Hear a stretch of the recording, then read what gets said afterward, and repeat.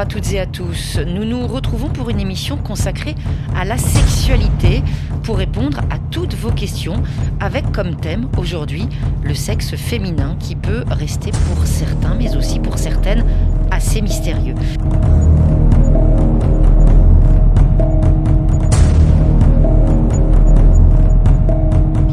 Mystère entretenu par la pudeur, les tabous, comme la gêne qui peuvent freiner certains parents à mettre des mots simples sur le fonctionnement de l'anatomie. Si bien que, désigner par les termes exacts, imaginer ou dessiner de façon réaliste les différentes parties qui constituent ce sexe féminin, eh bien ce n'est pas forcément une évidence. Le sexe féminin, au sujet duquel circulent de nombreuses fausses croyances lorsque l'on parle de l'hymen, ou de la virginité par exemple, une intimité féminine à laquelle demeurent associés de nombreux interdits, tabous, non-dits et même à peu près, secrets et mystères, l'anatomie, la pilosité, la lubrification, l'hygiène intime ou même certaines douleurs. Une question très simple, la base, l'anatomie. Lors de vos consultations, docteur Solano, simplement dans le choix des mots, vous avez le sentiment que les femmes, que les hommes qui viennent vous voir ont encore beaucoup à apprendre au sujet de ce sexe féminin? Ah oui, tout à fait. C'est quand même assez souvent qu'on vient me voir en pensant qu'on a une anomalie anatomique, par exemple. Je prends l'exemple courant. J'ai vu des femmes traverser la France pour venir me voir et me dire « j'ai l'impression que mes petites lèvres sont trop grandes ». Alors que je les examine, je leur dis « tout est parfaitement normal ». Ou encore beaucoup de femmes qui disent « j'ai une petite lèvre plus grande que l'autre ». C'est pas normal. Ben si, c'est normal. On est tous asymétriques et toutes les femmes ont une petite lèvre plus grande que l'autre. Je prends cet exemple, mais il y a beaucoup de... J'ai même une dame une fois qui est venue me voir. Bon, là, c'est plutôt drôle. Elle m'a dit « je suis persuadée d'avoir un poil dans le vagin ». Je ne sais pas pourquoi elle avait cette idée. Je lui ai dit, mais ça, c'est comme dans la bouche, il n'y a pas des poils qui poussent dans la bouche. Et non, elle me disait, je sens qu'il y a quelque chose. Donc, je l'ai examiné. Je l'ai quand même examiné. Je lui ai dit, mais non. Donc, on a des idées, je ne sais pas.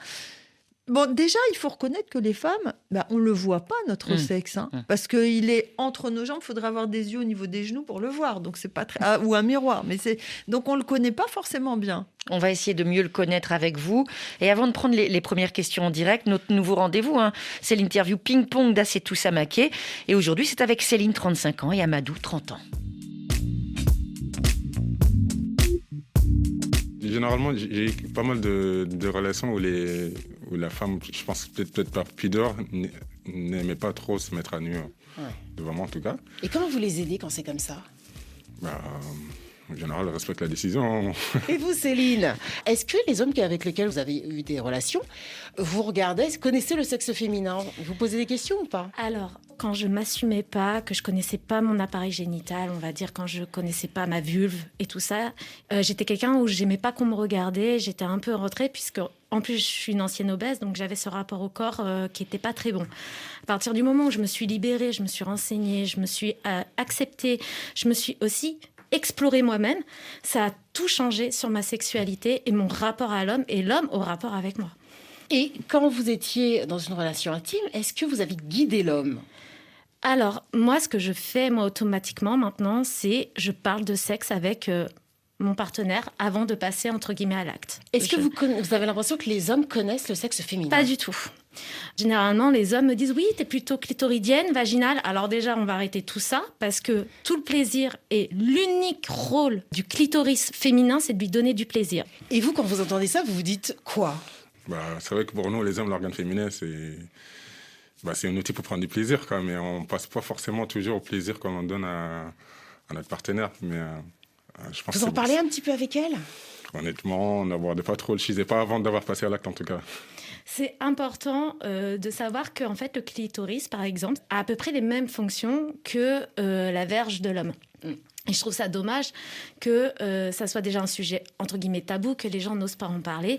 Et je pense que c'est pour ça que c'est important d'en parler. Est-ce que vos partenaires vous disent ce dont elles ont envie ? Elles osent ? Oui, ça peut arriver, oui. Tout dépend sur qui on tombe. D'accord. Si on tombe sur une personne comme Céline, je pense que... qui est une personne assez libre, je trouve. Et puis, on a eu des cours au lycée qui nous parlaient un peu de ça. Et puis, par curiosité, on va regarder à quoi ça ressemblait et tout. Mais après, quand on commence à avoir des partenaires féminins, on commence à passer du temps avec elles. Après, tout s'apprend, je pense. Et vous continuez d'apprendre ? Voilà, bien sûr. Je pense qu'il faut connaître l'organe de chacun pour pouvoir et connaître surtout le plaisir de chacun. Il faut que tu saches ce que j'aime, ce que j'aime pas. Il faut que je sache ce que tu aimes, ce que tu n'aimes pas. Comme ça, il n'y a pas de mauvaise surprise entre guillemets. Ouais. Il peut y avoir que des bonnes. Franchement, être un mec à rencontrer une fille comme Céline, c'est le top du top, quoi. Je veux dire. Docteur Solano, simple mixte, arbitré par Assetou Samaké, découverte, pudeur, exploration, respect. Ça vous fait réagir ? Oui, je dirais que en fait, ce qui fait peur, ce qui est tabou, c'est ce qu'on connaît pas. Donc, c'est bien de s'informer, ne serait-ce que par des images anatomiques et de se dire, d'essayer de comprendre comment on est fait pour qu'on soit un homme, comprendre le sexe féminin, qu'on soit une femme, comprendre le sexe masculin et comprendre son propre sexe. Donc ça paraît vraiment important parce que plus quelque chose est inconnu, plus on en a peur. Et puis, c'est important aussi pour une autre raison, pas seulement pour la sexualité, mais pour la santé, tout simplement. Et je voudrais dire qu'il y a des femmes qui n'osent pas consulter alors qu'elles ont un problème intime. Et moi, j'ai appris à mes enfants tout petits en leur disant, c'est une zone aussi importante que la gorge. On a mal à la gorge, on consulte, ou on a mal au ventre aussi. Et la zone sexuelle, c'est aussi important pour Chez le médecin, santé. c'est le corps, tout simplement. Voilà. Tout de suite, vos questions en direct.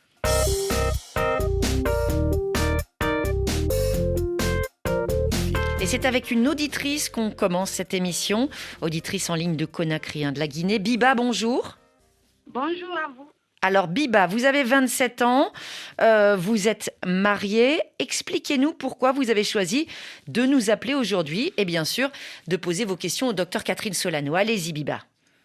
D'accord. J'ai des relations sexuelles depuis 2 ans avec la même personne. Oui. Au début, tout allait bien. Mais au bout de 3 à 4 mois, j'ai arrêté de lubrifier. J'ai des échauffements après chaque rapport sexuel. Au courant de la même année, je suis tombée enceinte. J'ai été voir un gynécologue. Je lui ai expliqué pour les échauffements, mais pas pour la lubrification. Il m'a prescrit des médicaments. Il ne m'a rien expliqué. Sauf après mon accouchement, rien n'a changé. Je ne lubrifie toujours pas et je ressens les échauffements. Et temporairement, j'ai des petits picotements qui me font des petites lésions quand je me gratte. Ça me donne l'envie de me gratter et ça me fait des petites lésions. Et maintenant, je veux savoir si les 3 choses-là, le manque de lubrification, les échauffements, les petites lésions sont liées. Moi, j'ai une question, Biba. Vous dites, j'ai vu un médecin, il m'a donné des médicaments. Est-ce que vous savez ce que c'était comme médicaments ? Non, malheureusement, comme ça fait un peu longtemps, j'ai oublié le nom. C'était une pommade, c'était des ovules, c'était quelque chose à prendre par la bouche ? La première fois, c'était des médicaments avec une pommade. J'ai appliqué, mais rien n'a changé. En tout cas, ce que ça vous enseigne déjà, Biba, c'est que la prochaine fois, quand on vous donne un médicament, posez les questions au médecin pour qu'il vous explique, parce que c'est important. Lui, il sait, il faut qu'il transmette son savoir, parce que c'est important pour pouvoir vous soigner. Il y a ces questions complexes que vous adressez au docteur Solano, c'est sûr, parce qu'il y a beaucoup de choses. Et comme on dit toujours dans cette émission, comme on ne vous voit pas, comme il n'y a pas les échanges directs, c'est compliqué, docteur. Oui, c'est ça, c'est compliqué. Je dirais qu'avec tout ce que vous décrivez, s'il y a des petites lésions et que ça vous gratte, il faut consulter pour qu'un médecin voit ce que c'est et lui parler aussi de votre difficulté de lubrification. Néanmoins, je vais te dire quelques pistes. C'est que d'abord, ça peut être un médicament. Je ne sais pas si vous prenez des médicaments, y compris la pilule contraceptive. Des fois, ça fait diminuer la lubrification. Bon, après, vous étiez enceinte, donc là, forcément, vous n'aviez pas de contraception pendant votre grossesse. Souvent, pendant la grossesse, la lubrification est plutôt bonne. Ce n'était pas votre cas. Ce n'était pas mon cas. Non. Parce que, donc, il peut y avoir aussi une infection, mais aussi, à cette zone intime, il y a aussi des maladies de peau qui peuvent donner des picotements, des douleurs, des brûlures. Et, si vous voulez, comme on a mal, on n'a pas de lubrification. Parce que dès que vous avez mal, votre corps se dit, non, j'ai pas envie d'avoir de rapport sexuel, j'ai mal. Et donc, il lubrifie pas, il n'est pas en état d'excitation.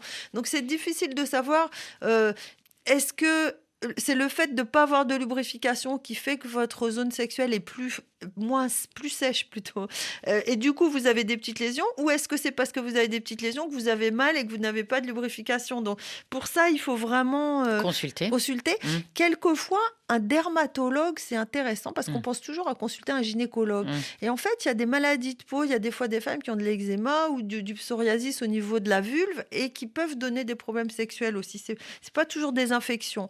Mais en tout cas, allez voir au moins un généraliste, un gynécologue ou, comme le dit à l'instant le docteur Catherine Solano, un dermato. Biba, est-ce que vous allez consulter prochainement ? Et déjà, j'ai consulté un dermatologue dans notre hôpital de Conakry ici. J'ai consulté lui-même, il m'a prescrit un produit, un médicament, une pommade que j'ai appliquée. Comme il m'a dit, comme je suis nourrice, de revenir après l'allaitement. Après l'allaitement, Voilà. Alors, il faut savoir aussi que pendant 3 mois après un accouchement, il y a une sécheresse vaginale chez quasiment toutes les femmes à cause de la chute des hormones. Donc ça, c'est important aussi, quelques mois après l'accouchement. Donc, je vous dis ça, Mais en tout cas, cette consultation, on a bien entendu à travers vos questions nombreuses, elle s'impose. On vous souhaite une excellente journée, Biba. Journée à Conakry, on part pour le Burkina. Pour Bobo Dioulasso, précisément, c'est Thionon qui est avec nous. Thionon, bonjour. Bonjour, madame. Alors, vous aussi, vous êtes en couple, vous avez 28 ans. Expliquez-nous pourquoi vous avez choisi de poser aujourd'hui vos questions au docteur Catherine Solano. Thionon, allez-y. Ok, j'ai 28 ans, je suis en couple, ça fait 3 ans. On n'applique pas des méthodes contraceptives, mais on n'arrive pas à avoir des enfants. Mais à chaque fois, ma conjointe me dit qu'elle pense que lui, son vagin rejette le sperme. Je voulais savoir quelle est la particularité du vagin pour le rejet des spermes. Alors, une question très concrète. On va la poser au docteur Solano dans un instant. Vous nous expliquez, bien sûr, votre ami n'est pas sous contraception. Vous êtes ensemble depuis 3 ans. Vous vivez ensemble sous le même toit ? Oui. Vous vivez donc ensemble. Et vous avez des relations sexuelles régulières ? Oui, régulières. Et donc la question qui se pose, c'est un petit peu un lien avec l'anatomie, docteur Solano, c'est que la petite amie de Thionon lui dit, après le rapport sexuel, le sperme sort de mon corps. Qu'est-ce que vous pouvez lui dire ? Je peux lui dire que votre amie, c'est une femme normale. Toutes les femmes ont le sperme qui sort de leur corps après un rapport sexuel. C'est normal, ça n'empêche pas du tout d'avoir des bébés. En tout cas, c'est pas ça qui empêche une grossesse de survenir. Parce qu'il y a des millions, même des dizaines de millions, voire des centaines de millions par millimètre cube dans le sperme. Donc, il y a énormément de spermatozoïdes, il y en a toujours suffisamment qui restent. En plus, je vais vous expliquer pourquoi ça coule, parce que c'est très intéressant. Le sperme, c'est un liquide qui est assez épais, en fait, au moment de l'éjaculation. Et quand vous avez le pénis dans le vagin, le sperme, il arrive tout au fond du vagin et il se colle un peu, si vous voulez. C'est quelque chose d'épais. Et puis, au bout de plusieurs minutes, entre plusieurs minutes et une demi-heure, il devient beaucoup plus liquide. C'est pour que les spermatozoïdes ne restent pas emprisonnés dans le sperme et qu'ils arrivent à remonter. La nature est bien faite. Voilà. Et donc, comme il devient plus liquide, ça coule. Mais ça n'empêche pas du tout d'avoir de grossesse. Ça fait ça chez toutes les femmes. Est-ce que vous avez consulté un médecin, Thionon, avec votre compagne pour poser des questions justement sur la fertilité ? Pas encore, mais on a déjà donné un rendez-vous pour faire l'examen. Pour passer un examen tous les deux ou que elle ? Elle seulement. Pourquoi ? Bon, on m'a dit de consulter pour elle, parce que je vais demander aussi, son cycle est irrégulier. C'est-à-dire ? C'est-à-dire le cycle est irrégulier, donc ça varie, on ne sait même pas quand l'ovulation a eu lieu. Elle a quel âge, votre amie ? Elle a 27 ans. 27 ans. Et quand vous dites que son cycle varie, ça dure combien de jours à peu près ?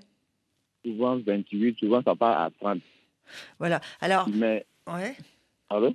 Oui, souvent il y a eu une fois. Normalement, ces règles devaient venir les 3 par exemple. Maintenant, c'est venu 2 semaines après ça. Elle a parfois 1 à 2 semaines de retard. En tout cas, il y a une vraie question sur quand on va poser des questions à un médecin, quand on a du mal à concevoir. Et c'est vrai que c'est quelque chose qui revient souvent avec les auditrices et les auditeurs. Un bébé, ça se fait à 2. Et il peut y avoir des problèmes des deux côtés, donc il faut consulter à deux. Voilà, il faut consulter à deux. On fait un spermogramme aussi pour voir s'il y a des spermatozoïdes, parce que par exemple, s'il y a 0 spermatozoïdes, on aura beau avoir des rapports sexuels réguliers, on n'aura pas de grossesse. Mais je vais vous dire quelque chose, des cycles de 28 à 31 jours, c'est pas du tout irrégulier. Des cycles de 25 à 35 jours, c'est pas du tout irrégulier, c'est des cycles normaux. Parce que les femmes ne sont pas des machines, c'est pas des robots, donc il y a toujours des différences, ça fait partie de la vie. On considère que les cycles sont anormalement longs si c'est plus de 45 jours. Là, c'est vrai qu'il y a peut-être des difficultés d'ovulation, donc c'est pas un problème. Ça, c'est pas un problème. Je vais vous donner un conseil très pratique, et comme ça, peut-être que votre amie sera enceinte assez vite.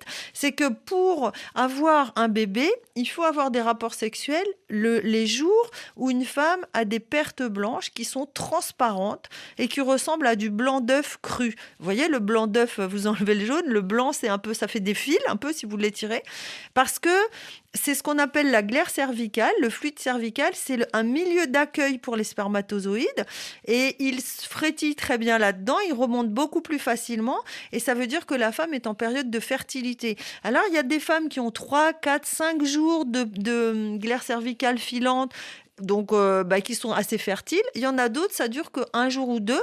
Donc si jamais vous avez juste pas de rapport sexuel ces jours-là, elle pourra pas être enceinte ou ça sera plus difficile.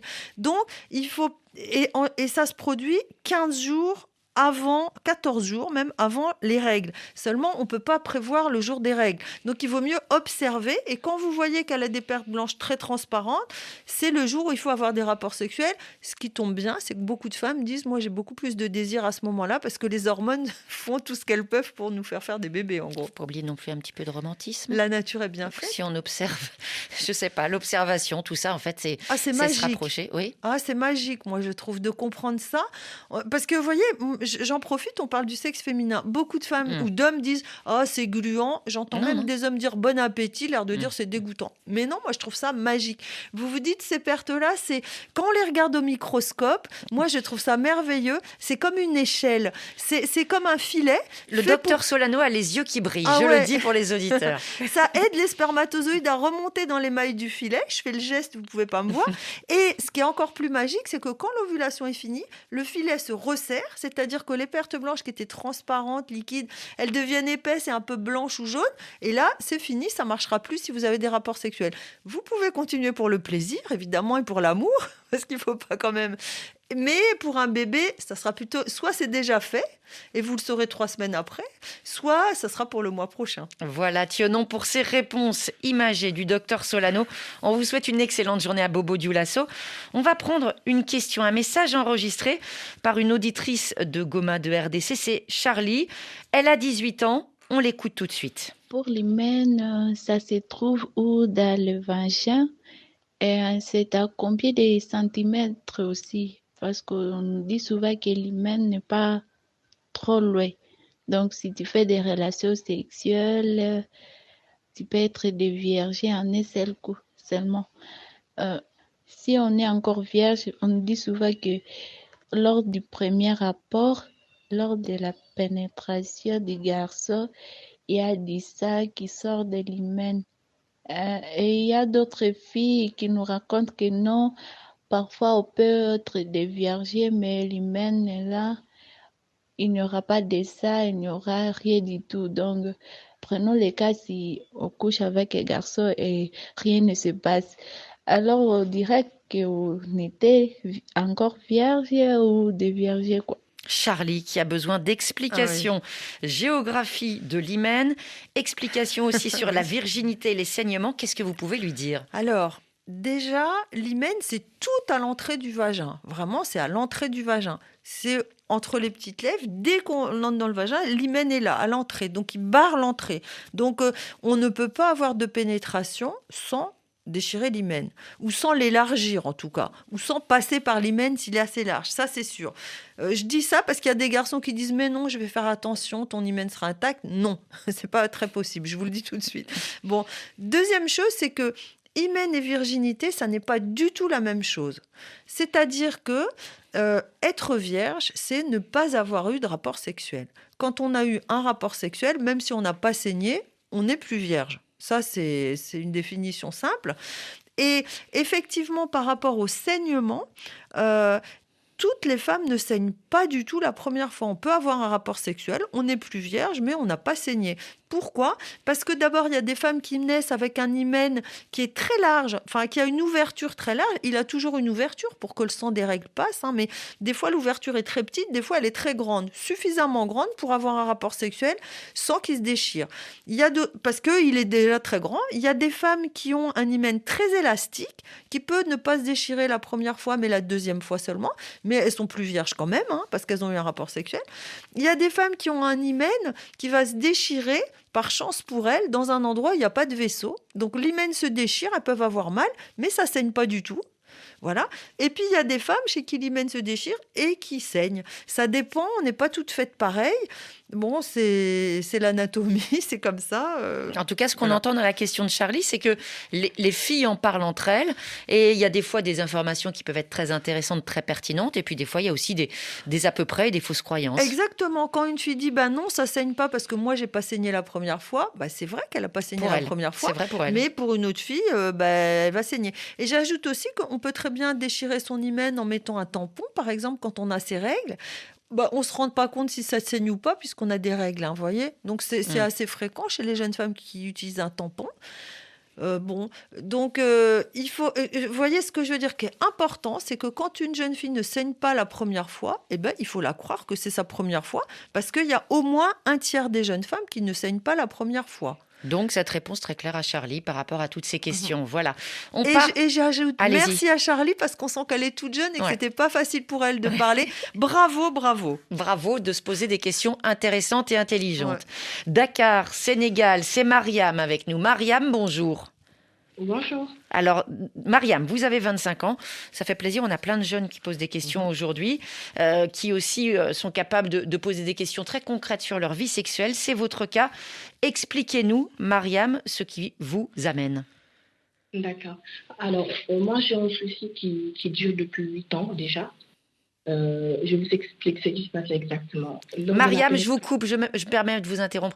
Est-ce que vous ne seriez pas par hasard sur haut-parleur ? Non. Non, parce que vous apparaissez, on vous entend loin. Alors essayez de vous rapprocher le plus près possible du téléphone, parce que j'ai vraiment envie qu'on puisse partager avec vous ce témoignage. Allez-y. D'accord. Alors, je disais tout à l'heure que j'ai un problème qui dure depuis 8 ans. Lors de la pénétration avec mon partenaire, j'ai des douleurs. Alors que de lubrification et que lorsqu'il stimule mon clitoris, j'arrive à avoir du plaisir. Du coup, je me demande vraiment si je suis normale parce que c'est une personne à qui je fais vraiment confiance. Alors moi, je vais tout de suite vous poser une question sur cet adjectif que j'aime pas beaucoup dans cette émission, c'est normal.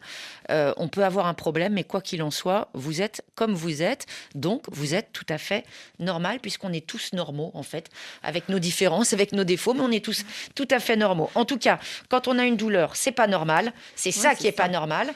Cette douleur, il faut essayer de la corriger, il faut essayer d'abord de la comprendre.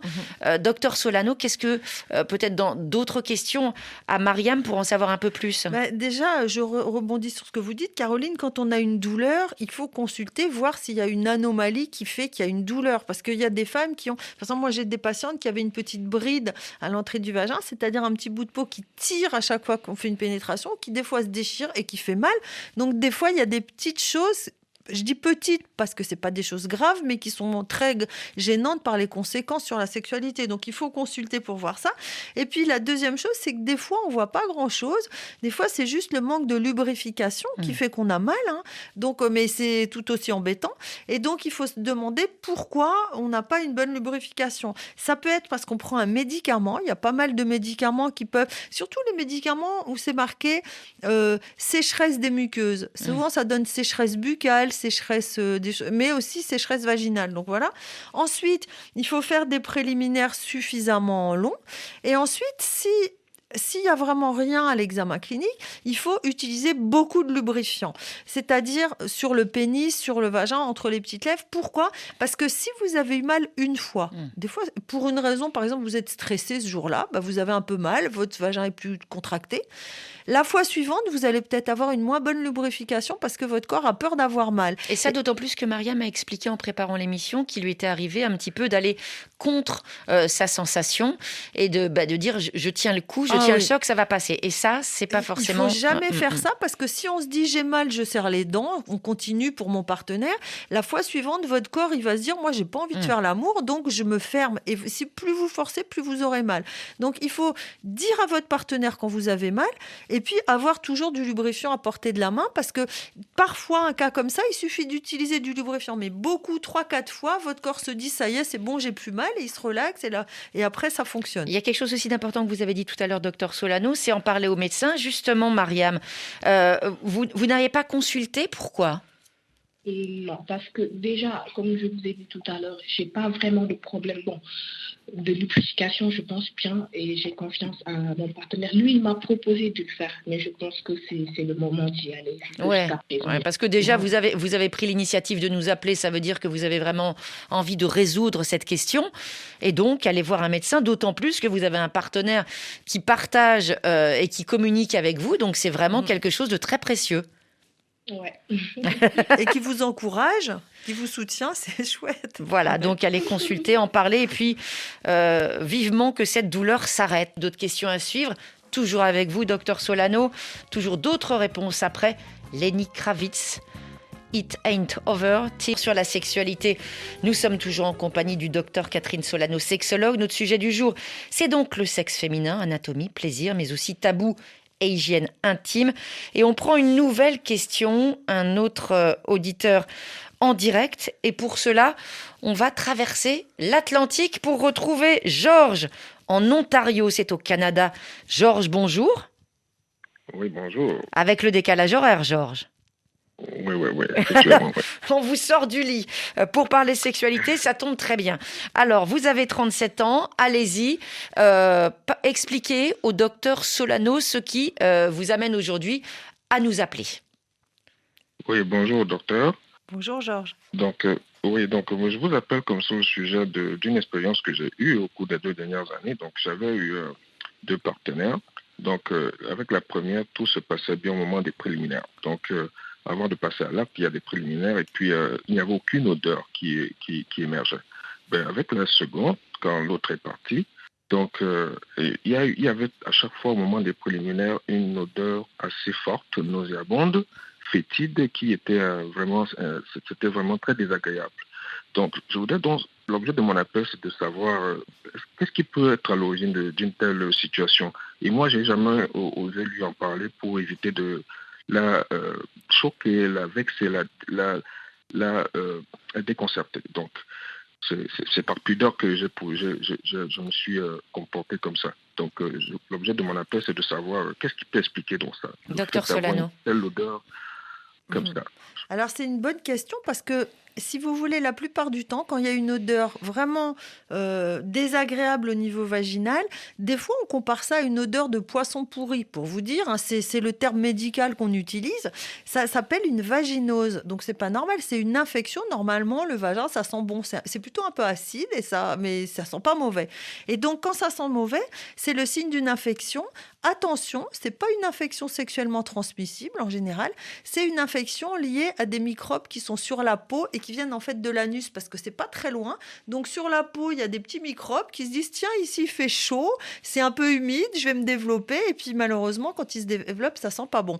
Et donc c'est quelque chose dont ça aurait été bien de lui en parler, mais bon, ce qui est fait est fait. J'espère qu'on va aider quelques auditrices. Il faut aller consulter parce qu'il y a des traitements.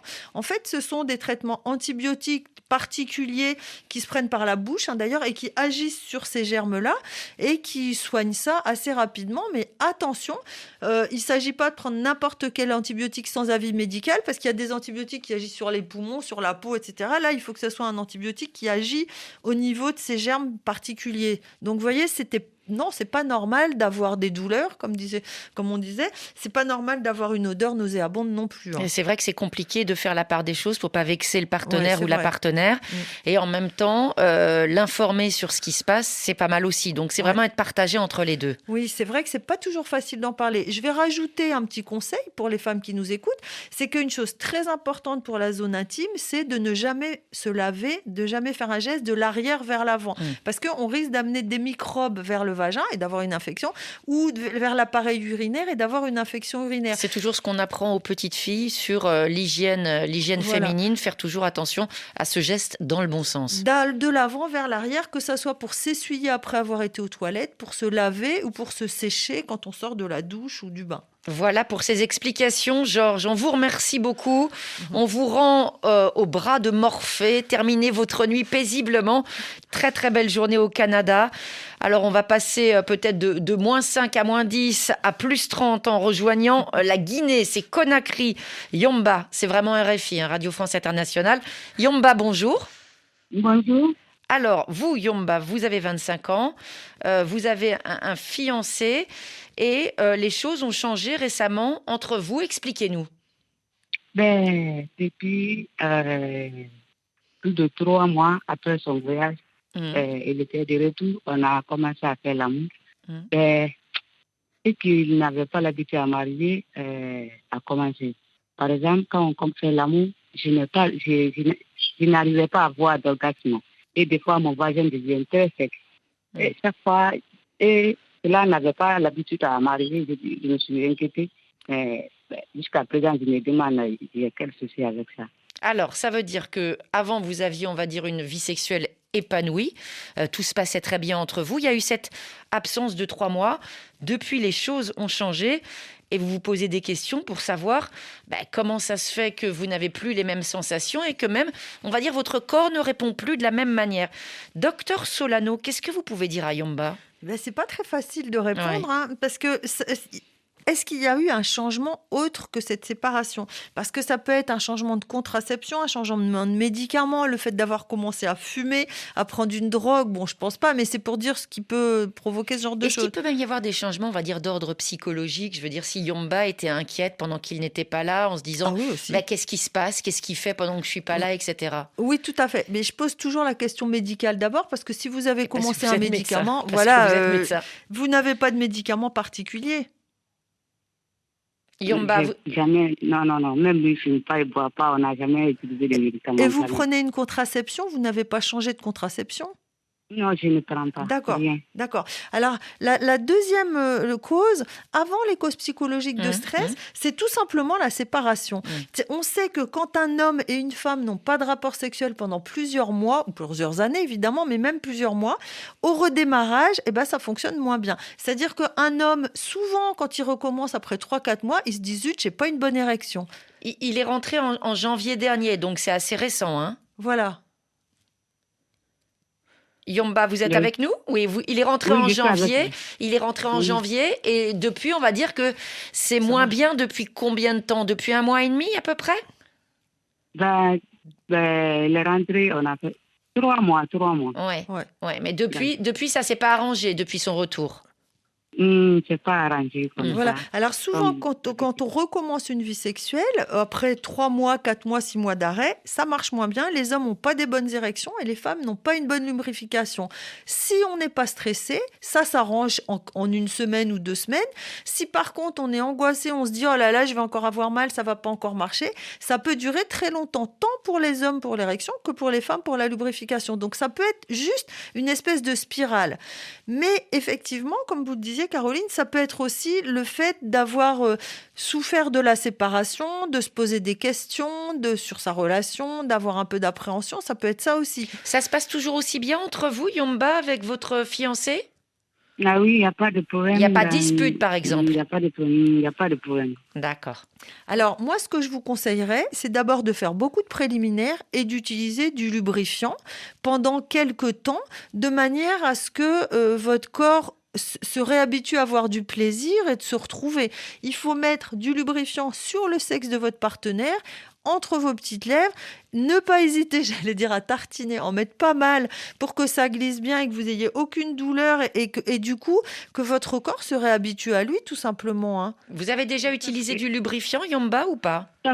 Sauf que lui n'aime pas ça. Quand je lui dis, des fois, je lui dis, ça me fait mal, mais on va utiliser, lui n'accepte pas, il dit non. Ah bon, vous lui dites... C'est votre confort aussi, hein, ça compte. Hein. Vous lui dites, moi, je n'accepte pas de pénétration si ça me fait mal. Écoute, le but, vous lui... Alors, ce que vous pouvez faire pour le faire aimer les lubrifiants, c'est faire des caresses avec les lubrifiants. Parce que quand on fait des caresses sexuelles avec un lubrifiant, c'est comme un kinésithérapeute qui vous fait des massages avec de l'huile. On se dit, c'est beaucoup plus agréable. Et puis, il faut lui dire, moi, je ne peux pas avoir mal comme ça. Ça va être de pire en pire. On va finir par plus avoir de rapports sexuels. Donc, c'est vrai que s'il y a des moyens d'améliorer la situation, c'est vraiment dommage de s'en passer. Voilà, et on fait appel à tous les hommes qui nous écoutent. Si votre femme, votre partenaire, votre amoureuse a besoin de lubrifiant, ou si elle a mal, proposez-lui d'en utiliser. Parce que ça ne veut pas dire non plus qu'on en aura besoin à vie, mais c'est pour relancer. C'est un peu comme si une femme disait à son mari, depuis que tu es de retour, tu n'as pas de bonnes érections, je ne veux pas que tu prennes de Viagra ou de médicaments, tant pis, non, je ne veux pas que tu en prennes. Et après, on arrête d'avoir des rapports sexuels, et puis c'est tout, c'est quand même dommage. C'est quand même dommage. Yomba, merci beaucoup pour cet appel. On est avec vous. Hein. Pour cet appel de Conakry. On va partir pour le Tchad. Djamena, où c'est Viviane qui est en ligne. Viviane, bonjour. Bonjour. Waouh, Viviane, bonjour. 23 ans, une dynamique d'enfer. Allez-y, oui. Expliquez-nous. D'accord. Bonjour, docteur Solano. Bonjour, Viviane. Alors, moi, je vous appelle parce que d'habitude, quand j'ai des rapports sexuels avec mon partenaire, j'ai des déchirures. Sur le coup, ça ne me fait pas trop mal, mais c'est après que je me rends compte que voilà, j'ai eu une petite blessure. J'ai eu à remarquer ça déjà 4 fois. Les 2 fois, j'avais beaucoup saigné, mais les 2 autres fois, il n'y avait pas eu de saignement. Alors moi, je m'inquiète parce que je me dis si à la longue, est-ce que ça ne va pas devenir chronique? Est-ce que après, ça ne va pas être... je ne vais pas être tout le temps à l'hôpital pour qu'on essaye de me soigner. Donc vous êtes inquiète par rapport à ça. J'ai une question, Viviane. Vous avez eu ces saignements. C'était les premières relations sexuelles ou vous étiez depuis déjà un certain temps avec ce compagnon? Non, c'était pas les premières rapports. J'étais déjà en couple avec lui. Avec lui. Donc, est-ce que c'est venu d'un coup? Est-ce que ça se passait bien sans saignement? Et ces saignements sont apparus à un certain moment? Oui, ça se passait vraiment bien. Il n'y avait pas de blessure. Mais c'est après que ça a commencé. Ça a commencé. Est-ce qu'il avait changé certaines pratiques sexuelles? Si vous ne voulez pas rentrer dans le détail, ce n'est pas un problème. Mais est-ce que vous faisiez l'amour, pas toujours de la même manière répétitive, mais sans grande nouveauté? Non, on faisait toujours de la même façon. De la même manière. Moi, j'aime pas trop. Oui. D'accord. Donc, maintenant, j'ai posé mes questions. Ouais. Et maintenant, c'est au tour du docteur Solano. Écoutez, c'est très simple. Hein. Quand on a des saignements pendant les rapports sexuels, il faut consulter. Surtout si vous avez des déchirures ou quoi, c'est qu'il y a quelque chose. Il y a une petite anomalie. Je dis petite parce que souvent, ce n'est pas des choses graves sur le plan médical, mais qui ont des conséquences vraiment embêtantes sur les rapports sexuels et sur le couple. Est-ce qu'il y a par exemple des infections qui peuvent provoquer une fragilité de la muqueuse qui fait qu'il y aura des saignements? Oui, ce qui peut provoquer des saignements, ça peut être une infection, tout à fait. Ça peut être une infection des trompes au-dessus. Ça peut être aussi un cancer du col de l'utérus, je tiens à le dire quand même. Les saignements sont ainsi. Mais ça ne m'a pas l'air d'être tellement ça, puisque vous parlez de déchirures qui saignent. Donc des lésions basses, on va dire. Voilà, des lésions plutôt basses. Et ça peut être aussi des maladies de peau qui font que la peau est fragilisée, qu'elle se fissure facilement. Donc il faut consulter, puis trouver un traitement. Il ne faut pas rester comme ça, parce que c'est quand même pas marrant d'avoir mal et un saignement après un rapport sexuel. Viviane, vous allez aller consulter? Ça va être difficile d'aller consulter et de parler de ça. Pourquoi? Peut-être la honte. La honte, mais le gynécologue, vous savez ce que c'est, sa spécialité, le gynécologue? Oui. C'est le sexe féminin, il en voit tous les jours, c'est son métier. Donc il n'y a pas de honte. Et puis de toute façon, on n'a pas honte d'avoir un corps quand on est une femme. C'est votre corps. Oui. Écoutez, si vous n'avez pas honte de faire l'amour, vous pouvez bien aller voir un médecin. Alors moi, je dis toujours à mes patients... on a honte, on peut avoir honte quand on a fait quelque chose de mal et qu'on se dit j'ai pas Là, vous été voulez vous soigner. Quand on a mal quelque part, il n'y a aucune honte. Mais par contre, si vous avez du mal à en parler, ça je peux le comprendre, vous pouvez écrire, vous préparez une page et vous écrivez, vous décrivez votre problème et vous lui dites voilà, je suis pas à l'aise pour en parler, je vous donne ça. Et ça peut être aussi beaucoup plus facile, par exemple, d'aller voir une sage-femme, parce que c'est vrai que des fois ça peut être compliqué d'en parler à un homme qu'on voit pour la première fois, d'aller voir une sage-femme dans énormément de centres de soins. Il y a des sages-femmes, elles s'occupent des mamans, des bébés, mais aussi des femmes. Et ça, c'est plus facile peut-être de poser les questions. Et des fois, quand on a un homme qui est vraiment sympa, ça arrive. Moi, je vois des personnes qui viennent en couple et c'est le mari qui dit ma femme a des douleurs et tout ça. Je lui ai convaincu de venir et c'est lui qui parle. Eh bien, on lui dit merci parce que c'est aussi une solution. Hein. Voilà. Est-ce que vous... Franchement, il faudrait y aller, il faudrait consulter. Vous en avez bien conscience. Mais je vais penser à y aller. Faut plus qu'y penser. Vous dites, je viens de la part du docteur Solano qui m'a conseillé de venir vous voir. D'accord, je le ferai. Bon, c'est une très bonne résolution. Très bonne journée, Viviane. On va prendre encore un appel. Il nous reste quelques minutes, bien sûr. On essaye de passer un maximum de vos questions. Au Cameroun, à Yaoundé, une autre femme, une autre auditrice, c'est Raïssa. Bonjour, Raïssa. Bonjour, madame. Alors, la parole à la jeunesse aujourd'hui, 25 ans. Vous aussi, vous avez un tendre ami dans votre vie depuis 3 ans maintenant. Et on va dire, Aïssa, les choses ont changé depuis votre accouchement il y a 1 an et demi. Racontez-nous. Effectivement. Bonjour, docteur. Bonjour aux auditeurs. Bonjour. Avant mon accouchement, tout se passait plutôt bien côté sexuel. La libido était au max. Les préliminaires, tout se passait très bien. Mais tout a basculé quand j'ai conçu de ma fille. Et quand j'ai accouché, et les choses ont changé, je me trouve grâce les seins qui ont fané, les vergetures, l'excès de poids. Et les choses ont vraiment changé côté sexuel. Je ne suis plus à l'aise lors des rapports. Je ne ressens plus rien. Pourtant, on respecte toutes les étapes. Par exemple, les préliminaires. Donc, je ne ressens plus rien pratiquement lors des rapports sexuels. Alors, vous n'avez pas de sensation? L'accouchement, il avait été difficile? Bon, j'ai eu un accouchement par voie basse et avec épision et les déchirures du périnée. Et vous avez souffert longtemps pour la cicatrisation après l'accouchement? Ça a été long? Ça a été un peu long, disons 2 mois. Vous en parlez avec votre compagnon, avec le papa de votre enfant, de votre petite fille, de ce qui se passe quand vous faites l'amour, ce manque de sensibilité, de sensation? Oui, il le sait. Est-ce qu'il vous encourage? Parce que vous avez décrit votre corps, vous avez dit que vous vous sentiez un petit peu abîmée, moins belle, moins désirable. Il vous fait quand même des compliments, il vous encourage, votre compagnon?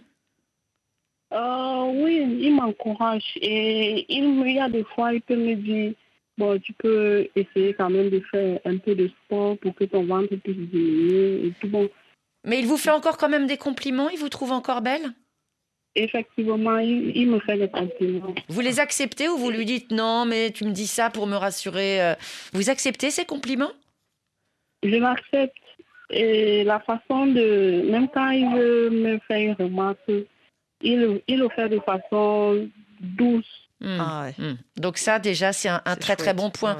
Docteur Solano, Raïssa qui ne se reconnaît plus après la naissance du bébé. Voilà, alors déjà, vous dites j'ai mis 2 mois à cicatriser, par exemple. C'est bien parce qu'il y a des femmes, il faut 1 an pour cicatriser et qui ont mal pendant 1 an après une épisiotomie avec ou sans déchirure. Donc, je dis souvent c'est long.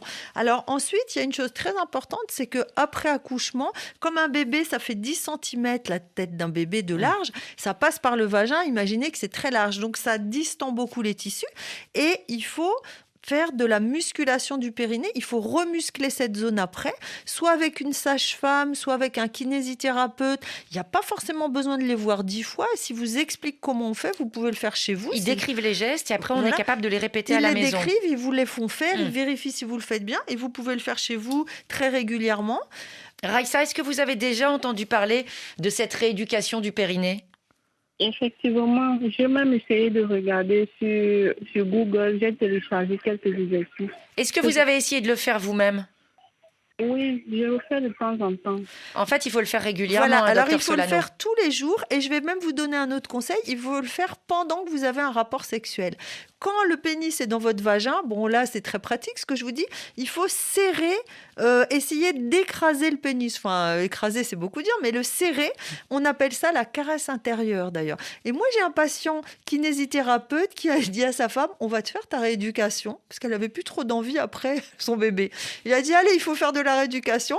Et il faisait des exercices avec une pénétration et sa femme me dit, c'était bien parce que j'ai retrouvé mon plaisir grâce à lui.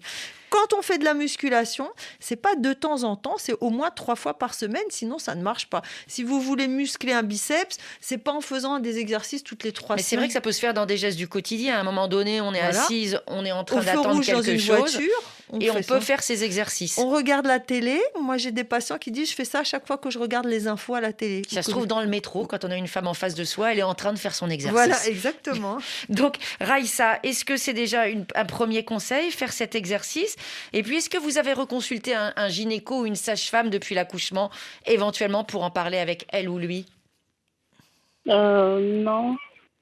Peut-être que ce serait aussi quelque chose à conseiller? Oui, parce qu'un gynéco, si vous voulez, il fait un examen et il vous dit serrez un petit peu, il va vous dire si votre périnée est bon ou pas. Mais un kiné ou une sage-femme aussi. Pourra le faire aussi. Donc c'est consulter, faire des exercices et on vous encourage. Raïssa, merci beaucoup pour cet appel de Yaoundé. Le temps passe vite.